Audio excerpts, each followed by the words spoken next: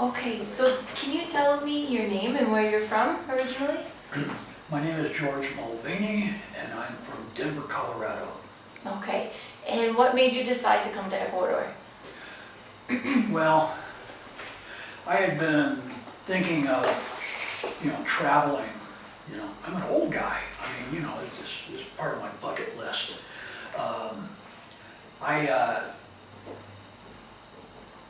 I was looking around on the internet, and I found the Fundacion Bolivar through some friends. And I says, ooh, that looks like fun. I could do that, and it would give me a soft landing, and I could look around, while I'm doing this. And I was so anxious to get out of Denver and get on the plane. When my ride came, I ran out of my place, and I left my dentures on the desk. I mean, just, forget it. I don't have time. And I'm gone. I was so anxious, to come down here.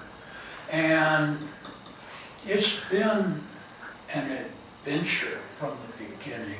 Everything we as Americans, as North Americans, we have preconceived notions of, what the rest of the world is like.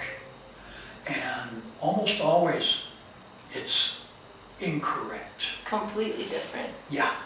And this from someone who had, by the time he was 20 years old, had traveled around the world twice. A little bit more than twice, actually. Well, 22. But after that, I didn't travel much, except inside the United States. And I look back now, and that's one of my great regrets. That I should have traveled more, Okay, and well, when you got here, what did you give to the community? What did you do to volunteer, and what did you receive in return? Good question. When I got here, I was introduced to the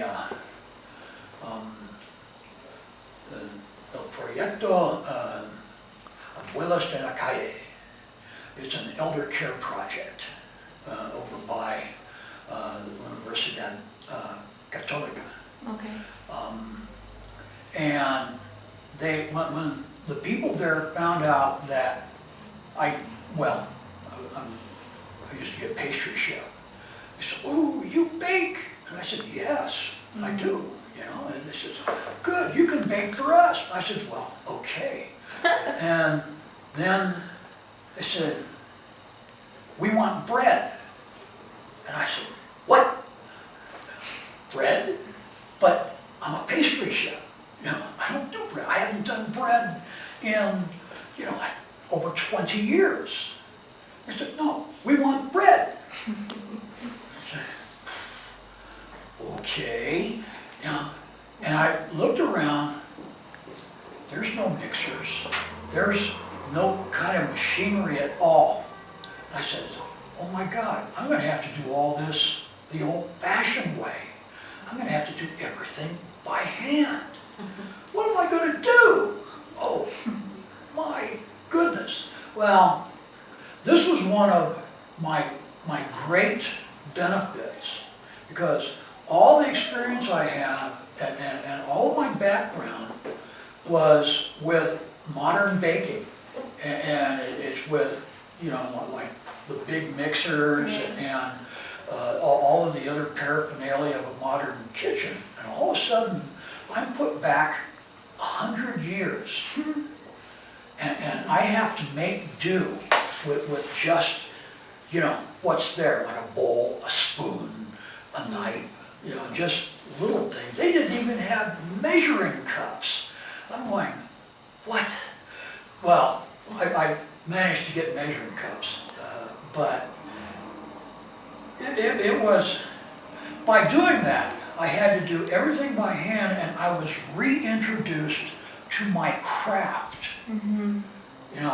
from the very basics. This is what people did back in the 1700s and the 1800s. It is completely different from what's done today, but it gave me a new understanding of how things go together. And it's something that most modern pastry cooks, or even just bakers, in the United States anyway, they have no concept of, those basics. Mm-hmm. That was a great benefit. And from there, I learned other things that I thought I knew, like cookies. I did cookies, but I did everything by hand, no mixers, and it was amazing. That's my great benefit. And in total, how long have you been here and volunteering? I volunteered for 3 months. I stayed with the project for 3 months. Since then, I've been taking Spanish classes pretty regularly, and I've been baking. And I've been baking new things. Want to see? And what kind of cookies are those? You got it? Yeah. These are red velvet chocolate chip cookies. The best ever. They sound delicious. Well, trust me, she knows. Yes, I know. Yeah. And well, those are for you guys. And in total, how do you think people your age how they would benefit from this, at this time and age? How do you think that they would benefit from going out of their comfort zone and doing something like this? Well, it's not just old people. Like Right, me. anybody. But even younger people. By leaving your comfort zone, you're reintroduced to the concept of adventure. You become truly alive. You don't just go through your day like a lump. You are alive. Fantastic.